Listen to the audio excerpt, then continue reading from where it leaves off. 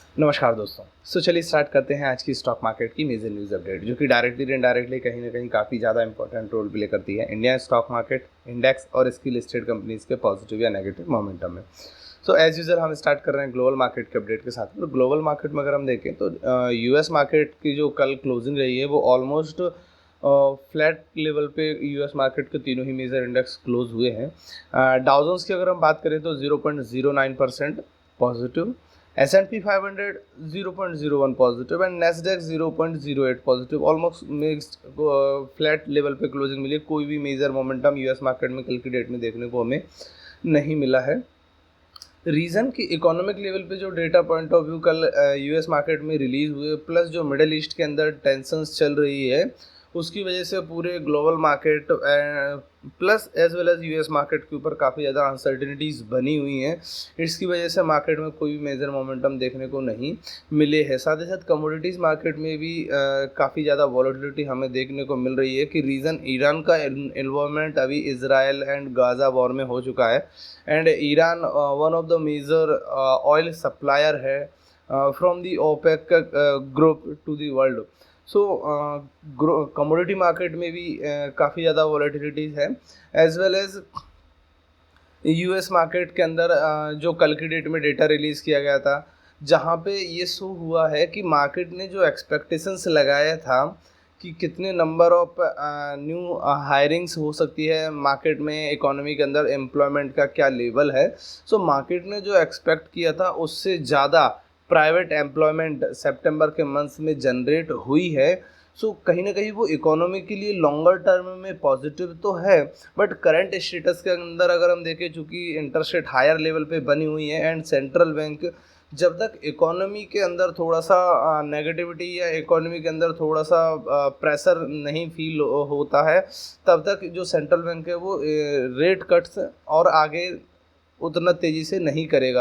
अगर employment higher level पे आ रही है, मार्केट की एक्सपेक्टेशन से ज़्यादा एम्प्लॉयमेंट आ रही है, मींस इकोनॉमी प्रॉपर वर्क कर रही है, देन सेंट्रल बैंक जो है ज़्यादा टाइम ले सकते हैं इंटरेस्ट रेट को कट करने में। तो इस व्यू पॉइंट ऑफ व्यू से अगर हम देखें तो ये शॉर्टर टर्म में मार्केट के लिए ये न्यूज़ जो है वो थोड़ा सा नेगेटिव है। इसी वजह से यूएस मार्केट के अंदर कोई मेजर मोमेंटम हमें देखने को नहीं मिला। मार्केट ऑलमोस्ट फ्लैट साइड में क्लोज दिए हैं। इसके साथ अगर हम देखें तो यूरोपियन मार्केट में भी कैस्केडिंग इफेक्ट देखने को मिला और कोई भी मेजर मोमेंटम यूरोपियन मार्केट में भी नहीं मिला। यूरोपियन मार्केट के तीनों ही major index almost flat to mixed side में क्लोजिंग उन्होंने दी है, जहां पे अगर ब्रिटेन का फुटसी देखें तो 0.17% पॉजिटिव, फ्रांस का CAC 0.05% पॉजिटिव एंड जर्मनी का डेक्स 0.25% नेगेटिव साइड में इन्होंने कल की डेट में क्लोजिंग हमें यहाँ पे प्रोवाइड की है। नेक्स्ट मूव अगर हम करें इंडियन स्टॉक मार्केट के ऊपर या इंडियन इकोनॉमी के ऊपर, कल गवर्नमेंट ऑफ इंडिया की ओर से डेटा रिलीज़ किया गया न्यू कंपनीज़ के रजिस्ट्रेशन का।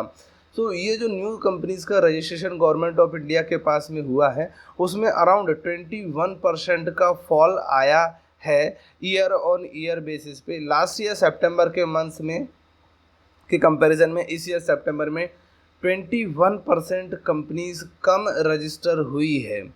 ये कहीं ना कहीं थोड़ा सा जो ट्रेंड पिछले 3 to 4 मंथ्स से चल रहा है कि न्यू कंपनीज का रजिस्ट्रेशन लोअर लेवल पे हो रहा है प्रीवियस ईयर सेम मंथ्स के कंपैरिजन में, वो कहीं ना कहीं हमारी इकोनॉमिक कंडीशंस के लिए या अपकमिंग कंडीशंस के लिए वो थोड़ा सा नेगेटिव है।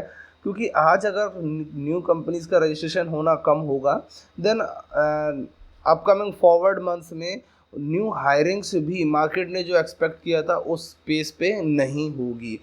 एम्प्लॉयमेंट के पॉइंट ऑफ व्यू से भी अगर हम देखें या number of companies working in the economy के पॉइंट ऑफ व्यू से भी देखें तो ये न्यूज़ थोड़ा सा मार्केट के लिए, ये इकोनॉमी के लिए एक नेगेटिव है।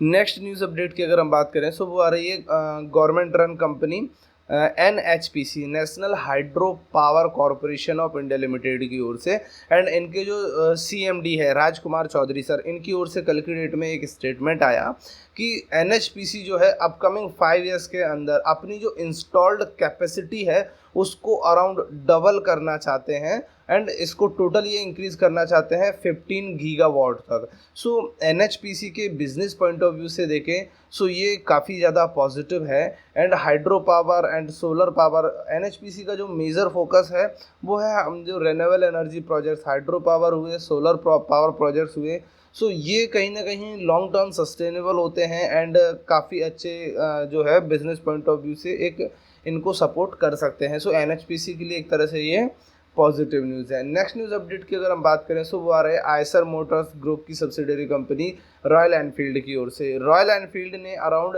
सितंबर मंथ में 11% का जो सेल्स है वो इंक्रीज़ हुआ है एंड ये टोटल जो नंबर आया है टू व्हीलर यूनिट्स का वो 86,978 यूनिट्स रही हैं। सो रॉयल एनफील्ड की जो सेल्स है, चूँकि अपकमिंग टाइम में दिवाली का सीज़न भी भाई नियर आ चुका है, सो दिवाली की सेल्स जो है वो भी ऑलमोस्ट स्टार्ट हो चुकी है ऑटोमोबाइल मार्केट के अंदर। सो रॉयल एनफील्ड ने अराउंड 11% का जो सेल्स है वो रजिस्टर किया है एंड रॉयल एनफील्ड के लिए काफ़ी ज़्यादा पॉजिटिव है बिजनेस पॉइंट ऑफ व्यू से। नेक्स्ट न्यूज़ अपडेट की अगर हम बात करें सो वो आ रही है हीरो मोटोकॉर्प लिमिटेड की ओर से। टू व्हीलर स्पेस में बाई वॉल्यूम अगर हम देखें तो लार्जेस्ट प्लेयर है हीरो मोटोकॉर्प एंड इनकी सेल्स में भी अराउंड 19% का राइज हमें देखने को मिला है सितंबर मंथ में एंड टोटल जो यूनिट्स हैं वो आ रही है 6,37,050 यूनिट्स इन सितंबर मंथ। सो 19% का मंथ ऑन ईयर राइज जो हमें देखने को मिल रहा है हीरो मोटोकॉर्प में, तो इनके बिजनेस के लिए भी ये काफ़ी ज़्यादा पॉजिटिव है। डोमेस्टिक एज वेल एज जो एक्सपोर्ट है वो दोनों ही लेवल पे यहाँ पे हमें राइज देखने को मिला है। सो हीरो मोटोकॉर्प के लिए एक तरह से ये काफ़ी ज़्यादा पॉजिटिव न्यूज़ है। नेक्स्ट न्यूज़ अपडेट की अगर हम बात करें सो वो आ रही है state bank of India limited SBI, जो कि कंपनी जो कि अगर हम बात करें कंट्री का one of the largest lender है एंड पीएसयू सेक्टर के अंदर भी ये one of the largest bank भी है।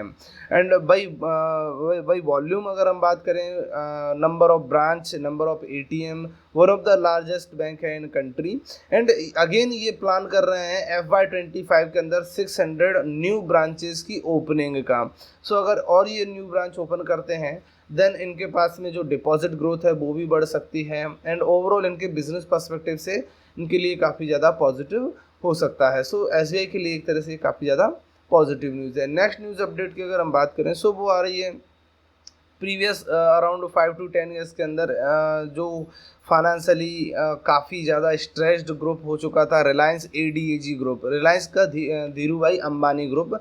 सो इनकी ओर से जो रिलायंस पावर इनकी सब्सिडरी कंपनी है, उन्होंने अराउंड गवर्नमेंट ऑफ भूटान के साथ में एक MOU साइन किया है जहाँ पे ये भूटान कंट्री का one of the largest solar power project around 500 megawatt का solar power project plus 700 megawatt का हाइड्रो पावर प्रोजेक्ट ये भूटान में इंस्टॉल करने की इनकी प्लानिंग है। सो रिलायंस पावर जो कि रिलायंस एडीएजी ग्रुप की सब्सिडरी कंपनी है, उसके लिए एक तरह से ये काफ़ी ज़्यादा पॉजिटिव है कि ये ग्रुप दोबारा अपनी फाइनेंशियल कंडीशंस की वजह से जो डाउन इन्होंने फेस किया था उससे ये एक रिवाइव होने की ये कोशिश कर रहे हैं। सो सोलर एनर्जी या रिन्यूएबल एनर्जी सेक्टर में एक तरह से ये स्टार्ट कर रहे हैं, भूटान के अंदर लार्जेस्ट सोलर पावर प्रोजेक्ट्स ये इंस्टॉल कर रहे हैं, तो इनके लिए काफ़ी ज़्यादा पॉजिटिव एक तरह से। Next and final news update की अगर हम बात करें सो वो आ रही है फ्यूचर एंड ऑप्शंस कॉन्ट्रैक्ट जो कि बैन की कैटेगरी में है 3 अक्टूबर 2024 के लिए।